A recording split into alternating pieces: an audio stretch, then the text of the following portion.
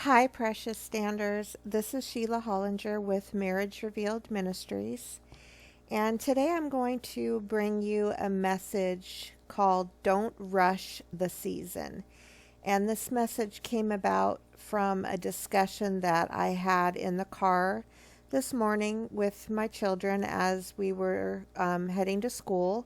We were talking about the holiday that's coming up, Thanksgiving, and my son had us put up the Christmas tree last weekend, and he was asking, we just put the tree up, we didn't decorate, we haven't brought out any of the holiday decorations, but he was asking me today about, finishing the tree and doing the decorations. And I told him, I said, let's not rush the season. I said, let's enjoy Thanksgiving, and then after Thanksgiving is over, we can put up the tree, or finish decorating the tree and put up the rest of the decorations. And we went into some discussion about that, because he was like, "Oh, why? Why wait?" And so we went into some discussion about why wait and not finish, decorating.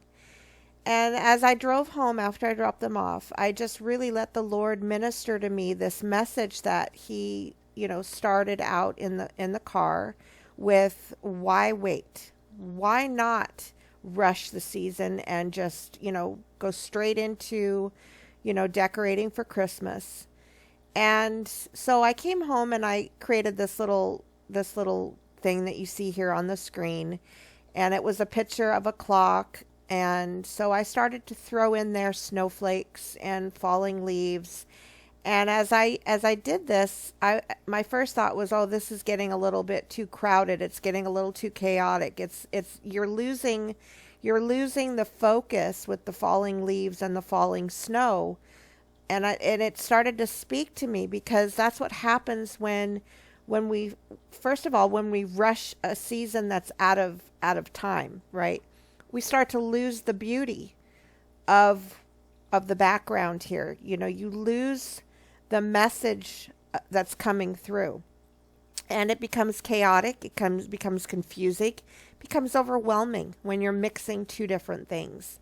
So why don't we want to rush the season? Why don't we want, we know what we want, right? We know what the end thing is that we're looking for. We're looking for a spouse who turns to the Lord, who gets their heart right with God, and fixes the very reasons why they left in the first place. No, it was not your marriage. No, it was not you, right?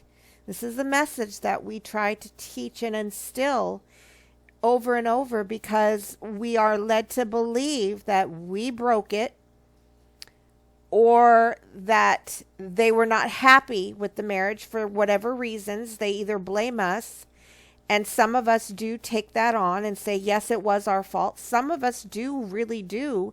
I had a role to play in the breakdown of some of the areas in my spouse. I enabled some of the things. It was a co-partnering of, I was controlling and he let me be controlling. But that's a whole nother message. But some of us, have this knowing in their soul that they know what they want, and they come up with why it was broken, when that wasn't it at all. It is about their relationship with the Lord.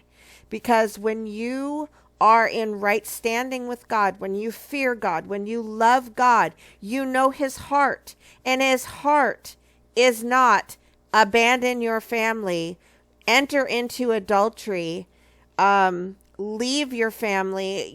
That is not his character and nature. So when that part is broken, when you honestly can turn your heart away from God and who he is without fear, that shows you right there, that was the root of what happened. They just didn't know God like they should. They did not have that real intimate relationship with God like they should. So again, That is what we are believing. That is what we are hoping. We are praying for.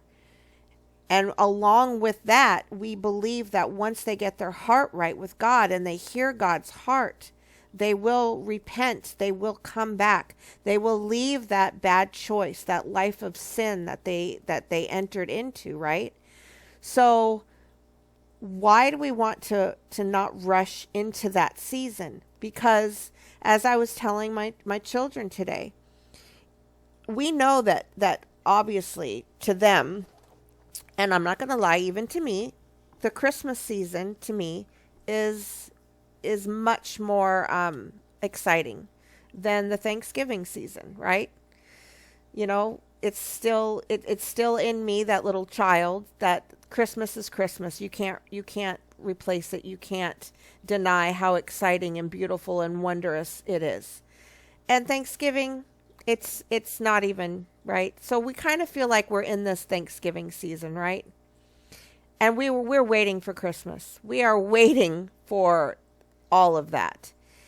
But there are some beautiful things about Thanksgiving, right? Some incredibly beautiful, wondrous things about Thanksgiving that if we don't take the time to really appreciate the season that we're in, and we try to bring Christmas into it, we're going to lose it. We're going to lose what we're in right now.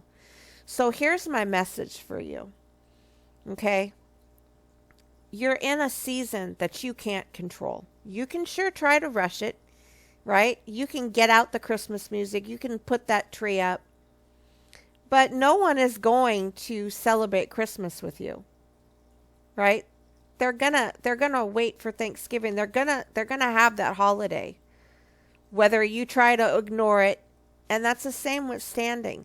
You're not going to force your spouse before it's time. You're not even going to get God to agree with you and force it before time.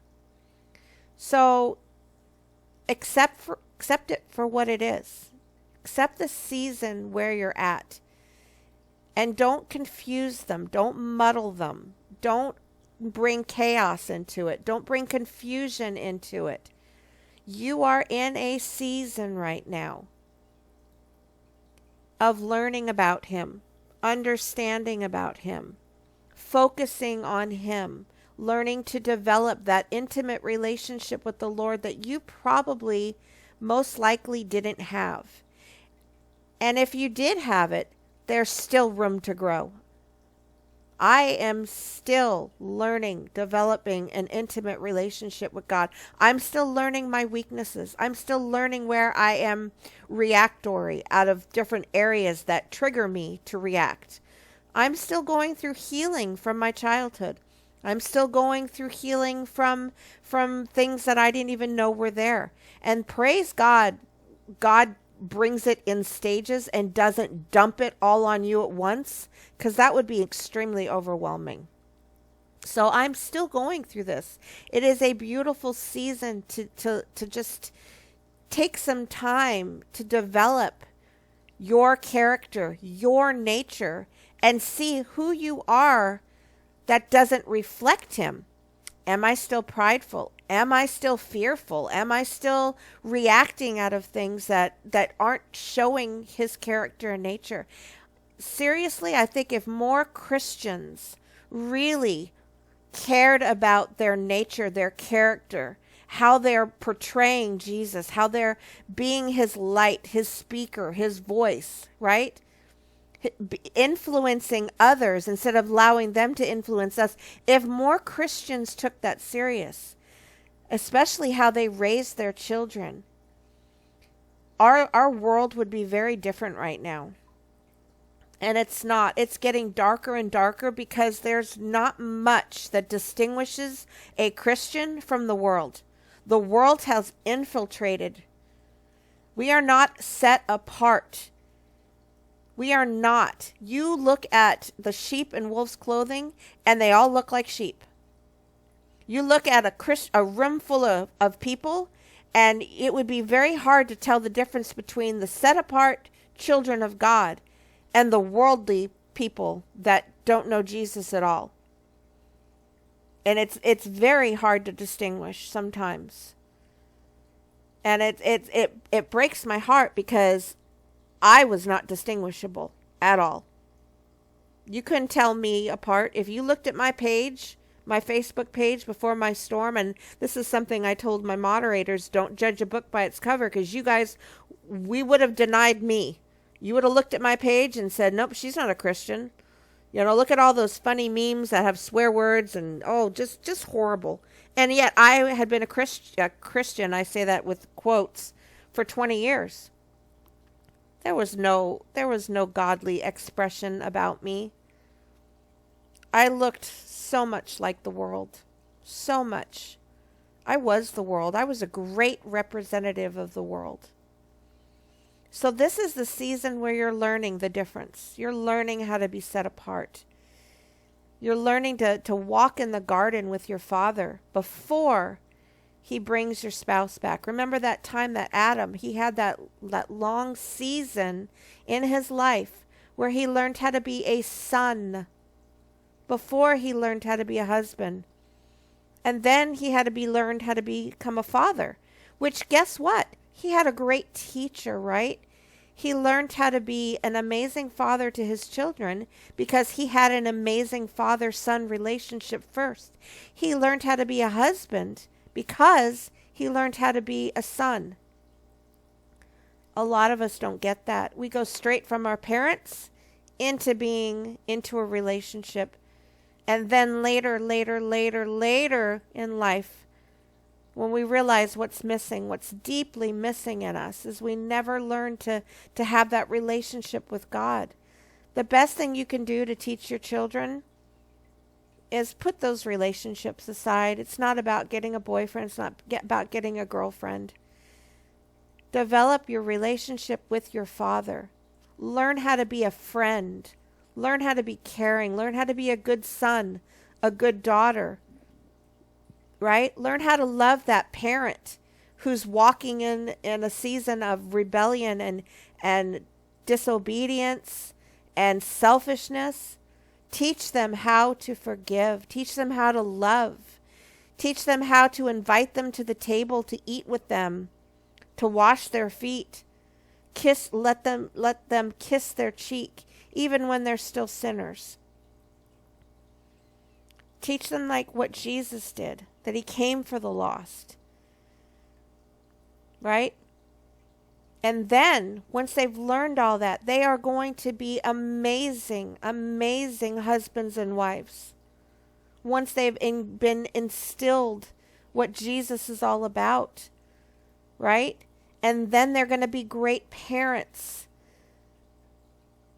And then the fact that they have Jesus as their center, as their core, when they have a problem in their marriage, or when something's not right in them, they're not going to blame the marriage. They're going to say, you know what? I've got an issue with God.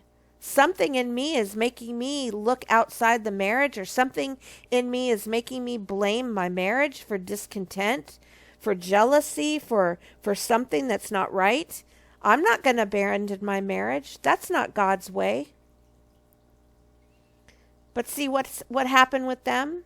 They looked forward, went into a different season. And that's not what God wants. God wants us to stay in the season we are in and figure out what's broken. Because when you start mixing the seasons, you create chaos, you create confusion, and you lose the message of what God's trying to teach you. So I've got a couple verses to share. One is James 5:7. Be patient then, brothers and sisters, until the Lord's coming. See how the farmer waits for the land to yield its valuable crop, patiently waiting for the autumn and spring rains. This really spoke to me because so many times the moment the autumn rain comes, we're ready. We're like, okay, it rained, we're done. Let's see that harvest. Let's see that harvest, right? So many things happen in our stand. And we're ready because we saw what just came. That storm just came. And we're ready to see the harvest now. But there is a lot of scriptures as I went through this. I was like, over and over and over. it talks of two different rains. Deuteronomy 11:14, that I will provide rain for your land in season, the autumn and spring rains, that you may gather your grain, new wine, and oil. Jeremiah 5:24, they have not said in their heart, let us fear the Lord our God, who gives the rains, both autumn and spring, in season, who keeps for us the appointed weeks of harvest. And one of the things we don't realize, what's in between the autumn and the spring? Winter. The dormant season. The dormant season. Now, some of you have been a long time stander. You have gone through the autumn rains. You've gone through it. And now you're in the dormant winter, and you're waiting for that second rain. You're waiting. And sometimes what happens, excuse me, what happens in the winter, in that dormant season, a lot of stuff happens. And I'm speaking to some of you who are in that season where you have just been in a place of, this is ridiculous. This is beyond long. This is above and beyond what I ever anticipated that I was going to go through. Sometimes we look back on the what we went through, and we think that should have been enough. All of that up until the point, and then we go into this winter season that's very confusing, because we honestly look at the autumn rains as okay, it watered it. Now where's the harvest? And we don't realize that the winter comes where there is no harvest coming, right? And then the ground starts to thaw, and you're still looking for the harvest, because the winter's over and you're still looking for the harvest. But guess what? You don't realize that another rainstorm has to come. So if you look at it in seasons, the way it has to be is you go through things, and now you're expecting, I went through this was a huge season of storms and wind and suffering and seeds being planted and prayers and fasting, and then okay, I'm out of that now. Now it's here's my where's my harvest, Lord? Where's my harvest? Where is the fruit of all of this? Not realizing you're in that long, cold winter season of dormancy. So many people lose heart. This is where God loses a lot of standers. A lot of people say, I'm cold. I need love. I need comfort. I need to be cherished. I need a spouse. I need, right? And they're not recognizing that season of winter. And this is going to be different for everybody. What is it in the season of winter that you're going to have to get with the Lord and figure out what's going on? Are you dealing with anger? Are you dealing with impatience? Are you dealing with frustration? And then you start to move into the next season, and you're like, yes, I get it. I survived the winter, and I'm in spring now. And I'm here, and I still don't see a harvest. I still don't see the fruit, but I'm in a new season. I felt the season change. I felt the shift. I felt it. I heard it in my spirit, right? I heard a changing of the guard. Some of the messages that we were getting was a changing of the guards, and another one was the tides have turned. Okay, so those are season changes, right? Those are shifts. But I'm still not getting a harvest. Joel 2:22. Do not be afraid, O beasts of the field, for the open pastures have turned green. The trees bear their fruit, and the fig tree and the vine yield their best. That's what we're waiting for, right? Be glad. Verse 23, be glad, O children of Zion, and rejoice in the Lord your God. For he has given you the autumn rains for your vindication. He sends you showers, both autumn and spring rains, as before. The threshing floors will be full of grain, and the vats will overflow with new wine and oil. He's showing you season after season after season. But you have to understand the season you're in. You can't rush. You can't confuse them. You've got to enjoy what you're in now. You've got to embrace, because everything that God provides and brings to you is for your good. It's for your good. Living with pride, not good.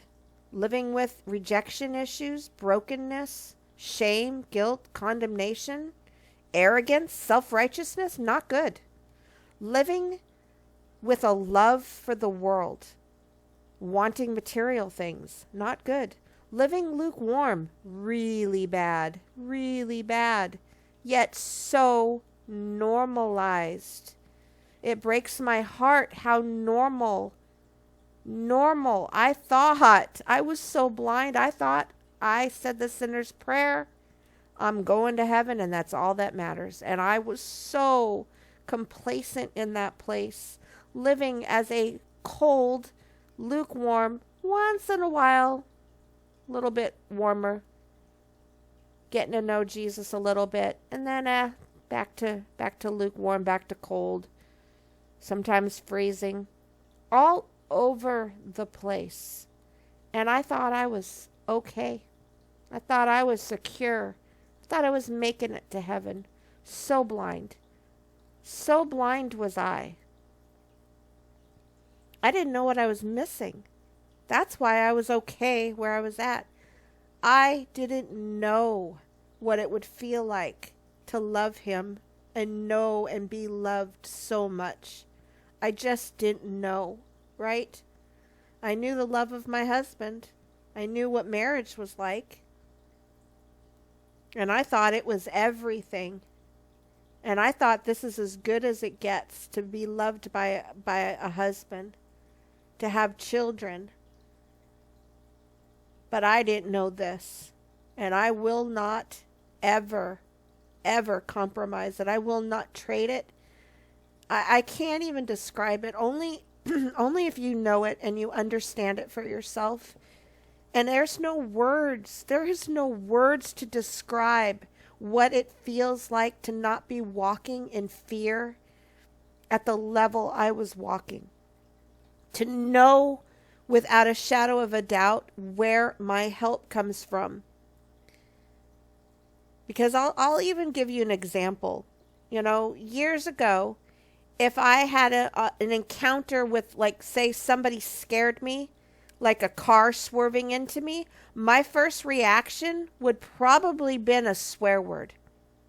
Now, my first reaction, without even thinking, out comes a scream, Jesus. It happened to me the other day. A car pulled right out in front of me, and out of my mouth, Jesus, without even thinking about it. Autopilot. Now, I'm not saying that if you swear or if you get scared or your first reaction isn't Jesus, that you don't love him and you don't know him. But I'm saying for me, huge transformation. And also, I prayed for that person. I didn't swear at her. I did raise my hands like, oh my gosh, did you not see me? But my old self, I'd have been laying on the horn, yelling at her. Because out of the abundance of my heart, I was evil-centered, worldly-centered, bitter. You know, nothing about me was God. So how did I get to that place? Guess what? My season of waiting. My season of waiting. My storm. My 7-year storm introduced me to God. Was I patient through it? Nope. Did I fight God through it? Yup. Did I argue with him? Absolutely every day, just about every single day. Did I embrace and did I accept? Nope. So why am I telling you guys to do the opposite of what I was able to do? Because I'm trying to show you that if you can see something about where you're at, the beauty of it. It breaks my heart when people say, I just wasted all this time. Should I keep standing because it's a waste? And I get where some people get that. They think that it's a waste, meaning I put all of my effort and my energy into believing that something was going to happen that didn't happen. You're right. Maybe you didn't get restored. Maybe you're not restored yet. But what you are failing to see is that if you look back to who you were, you should have come out of this different, more faith-filled, more trusting, more loving, more understanding. So when you slam on the brakes, the first thing that comes to you is Jesus and not cursing that person. And guess what? If you're more bitter, you're more broken, then something went wrong. Something went wrong during your stand, during your season of waiting, that you lost yourself. And that's going around the mountain over and over and over and over because you're not learning what you need to learn. So do an evaluation. When things go wrong, and I'm talking about maybe outside of your stand with your kids, are you more patient with them? Or are you being convicted? Are you hearing the Lord? That's another thing. I didn't care to hear God. I didn't want to hear God. I was okay with being impatient. I was okay with these things. God changed what I care about. He changed what I care about. It is a beautiful thing when you look at yourself and you say, you know what? I want to change because I want to be a better person, a more loving person, a more kind person. I want to radiate Jesus. And when you don't care about that, that means that you haven't encountered him like you should. He changes you. He makes you want to be better. That's why it's so important when you get to have contact with your spouse, that they don't see you walking in self-pity. They don't see you walking as a victim. They don't see you trying to guilt them, manipulate them. It's important that they see a change in you. And that change that comes, that radiates from the inside out of time spent with Jesus. Right? It's all about being drawn to him. You are to model who he is. In Peter, it says that you win them over not with your words, but your behavior. Your behavior. And I'm telling you right now, it's not seduction behavior. It's not manipulation behavior. It's not pouting and crying and victim. That's not the behavior. Because all those behaviors, been there, done that, and they just hardened my heart, or hardened my spouse's heart. He saw right through it. None of it worked. And all the words that I said along with it, none of it worked. It was my quiet demeanor, my peace, my rest, my security. My leaving him in a place of when he walked in the door, I didn't greet him with all of the normal things that just made him aggravated and upset. Even when I was trying to be sweet and shower him with things, he saw through it because my motives were still win him back. It's a competition, get him away from that other woman. Whatever was the new motivation for the day, the new plan, the new, whatever I had purpose for the day. Well, that didn't work, so let's shift gears and change it up and try to do this. My husband saw right through it. Why? Because the enemy was exposing me. But when I finally just said, you know what, God, I'm just gonna trust you. I'm just gonna leave him fully in your hands. So when my husband would walk in the door, he'd find me somewhere peaceful, secure in God, or trying to get there, right? Trying to get secure in God. Just because I knew how to get there didn't mean I was there, but I knew how to get there.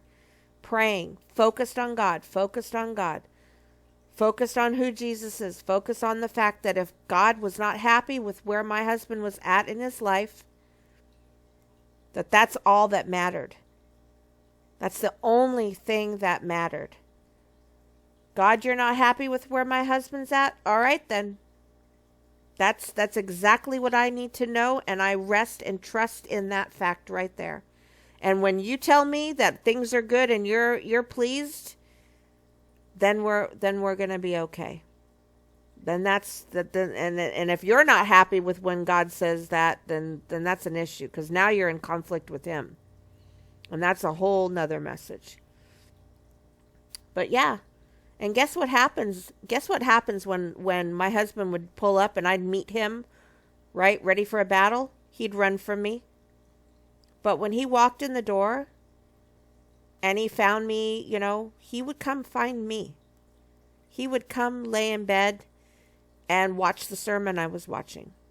He would open up and start talking when he found a peaceful wife, secure, reading her Bible, sitting in that living room playing with the kids, not confronting him, not combating him, not crying, not walking around pouting, slamming things, giving him the silent treatment. Oh Lord, so many different things I did. And he felt it. He felt it the moment he walked in the door, because the atmosphere was what he felt. Right? Because you put out, you change the atmosphere. You change the atmosphere. Let that sink in.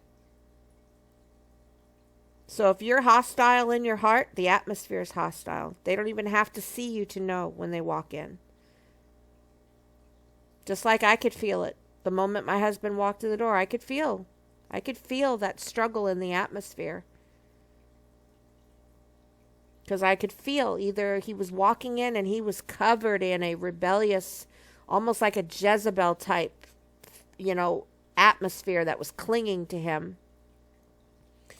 And what I loved about that was it was such a lesson for me, because I would know that I knew exactly where he had just been and who he was with, because he would come home covered in it. And I would watch it melt. And it was an incredible thing to see him walk in defensive and hostile and just this air of go ahead, say something to me. Just go ahead and confront me for what I did. And he would be met with peace. And all of a sudden his demeanor, his hostility, it would start to melt. And by the end of the evening, I started to see my husband. Not the bitter, angry, ready for a fight, ready for an argument, ready for a debate. I want to be clear, there was no physical or mental, emotional, there was no abuse. We're talking about that battle of argument and when I say fight, it was that go ahead, confront me so I can be defensive and I can deflect and I can blame you. And why was he doing that? Obviously because he knew he was wrong, but he didn't want to be confronted by me. This was not my battle to confront. And I had taught my husband that I made it my battle. And I'll tell you right now, when you make it your battle and it's between you and your husband, there is no room. You're pushing God out. You're basically, if you think of a tag team wrestling type situation, you put yourself in that ring, right? The wrestlers, you put yourself in the ring and you're going round and round and round and round and round. And you're not tagging Jesus in. And that's who your husband, your wife, needs to be in the ring with, not you. Not you.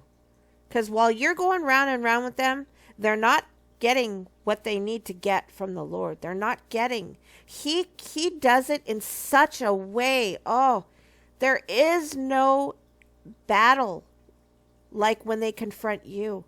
It is such a different way.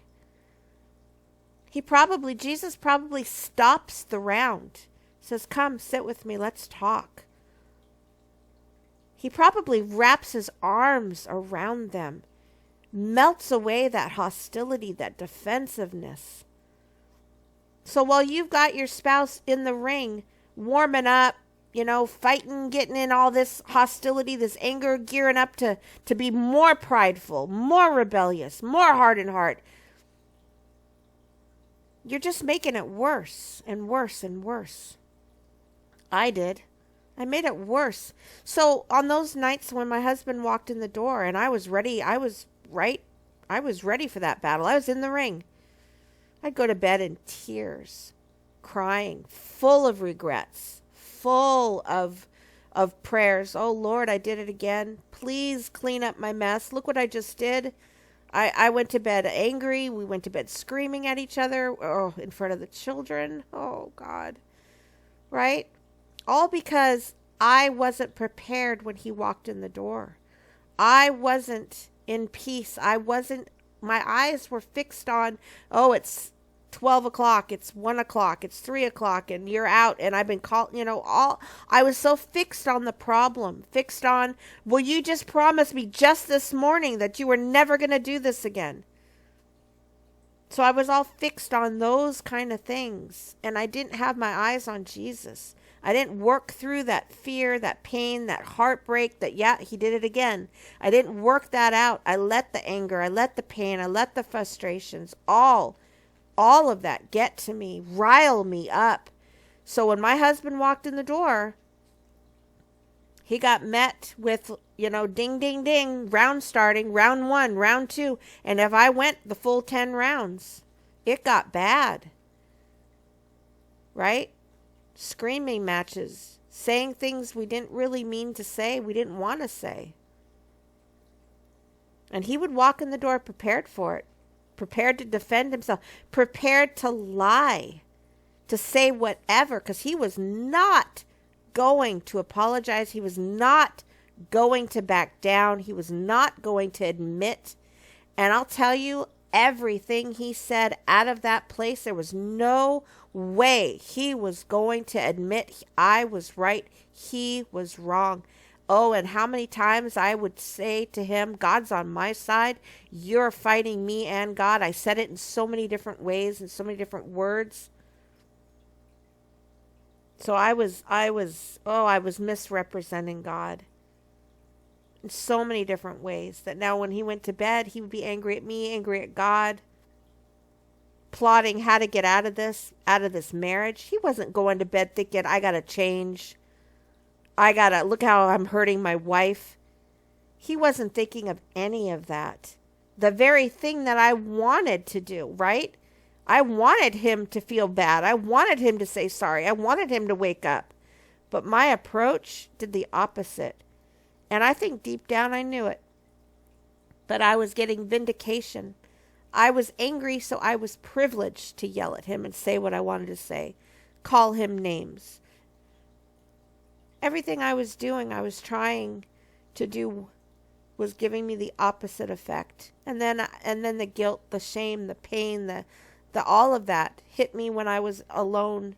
And then I was the one repenting. I was the one crying out to God. Right? That's the season that we're in right now. Learning how to not be triggered, not to feel privileged, that angry, do not sin. Oh boy, I was angry, and boy did I sinned. I sinned. So that's the season that we're in. Don't rush it. Don't rush the season. When your spouse comes home and you have not learned all these lessons, you are going to realize it when the next season comes and they look at their phone funny, they're quiet, they're a few minutes late, they don't call, they do something. You're going to know when you get triggered, how you react.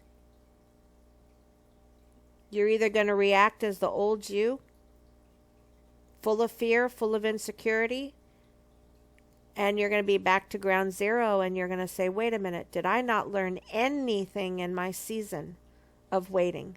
Learn how to be secure in him to prepare you for when they come home. Because if you think it's going to be perfect, that they are going to be kissing your butt on their face, weeping and crying and saying, I'm so sorry, look what I did.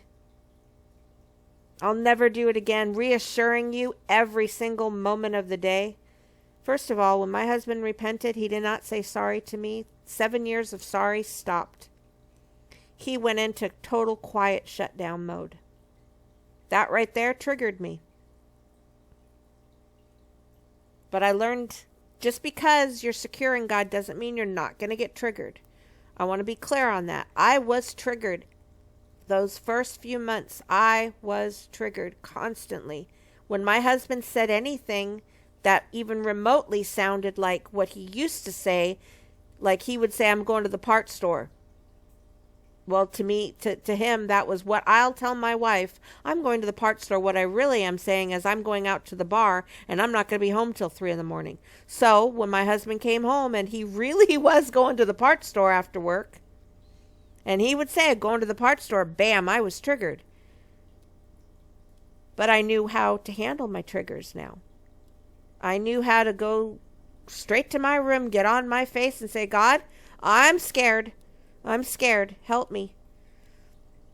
Help me process. What am I scared about? Where am I going with this fear? Why? Why am I back to being triggered? He learned how to help me find my security, to become rooted and grounded in him, and to stop me from calling my husband and screaming at him. I know you're not going to the parts store. I know, no, because guess what? He came home 30 minutes later and I felt like a fool. But it was something that I had to process and heal from, right? And there were a lot of triggers. There were secret little things that I had learned about his secretive behavior, that if he even did anything that looked like it, like if his phone wasn't left out, or he was looking at his phone, or he'd get this look on his face, or put on a song that had a message that I thought he was, pining away, or whatever, right? Whatever. A lot of triggers. Or if he snapped at me, or acted impatient with me, anything that could send me into a panic of, oh gosh, I'm losing him. Walking on eggshells. But I handled my triggers again. I handled them differently. Not always perfect. Not always quickly. Sometimes I reacted in, fear. Sometimes I reacted crying. Sometimes I, reacted in the flesh. But nothing like I used to do. Because so many of my false starts, where I really believed this was restoration, I tried to control it out of fear and out of that place. I tried to control my husband to, when I was afraid and I got triggered, I try to make myself secure, not through God, but I would try to make myself secure by controlling my husband. And it didn't work. So, and that's a whole nother message right there about what we do in a false start when you really believe it's restoration before it's time. So again, don't rush the season. And if you are in a long dormant winter season and you've been waiting for that second rain, you've been waiting for the spring to come, you've been waiting for the fruit, waiting, and it just seems like it's getting colder, it's getting worse. Just keep poring over these scriptures about the second season that comes, about the spring rains. Things don't grow in winter. Right? And you're waiting for that spring summer harvest. That is where the real harvest is, right? You're not waiting for the fall fruits, the fall harvest. You're looking for that other harvest, okay? So hold on. I encourage you. I pray that God helps you in the waiting. I pray that He helps your heart not become cold in the winter dormant season. Keep checking your heart in the season where you're at. Keep looking at yourself. God, what am I struggling with? Where am I at with you that I'm struggling, going around and around? So I pray that these things become important to you, and that you don't keep blaming your spouse for things that you're struggling with over and over and over and over. It doesn't do any good to blame. It does better to say, you know what? Yeah, this is what my spouse is producing in me, and I'm not going to blame them anymore, because I could live another 10 years blaming people for triggering this, when I could just deal with it, learn how to mature, learn how to be a better person through it, and stop blaming. You'll be a happier person. You'll be a more secure person. You'll be a better person to be around, and you'll be a person that their behavior draws to Jesus, which is what we want, right? We want to reflect him. We want to start being that light. So God bless you guys. God bless you, precious standers. I love you with all my heart. Praying for you. I pray that you have a wonderful Thanksgiving with your family. I pray that there's no sadness that comes and robs and steals and takes away to the depths where you can't even enjoy what you've got right in front of you. I pray that thankfulness overcomes you and overabounds in your heart, and that know that this is just a season, and you are believing that one day you will have a restored family to celebrate. So just hold on to that. This is just a season. It's not the rest of your life. God bless you guys.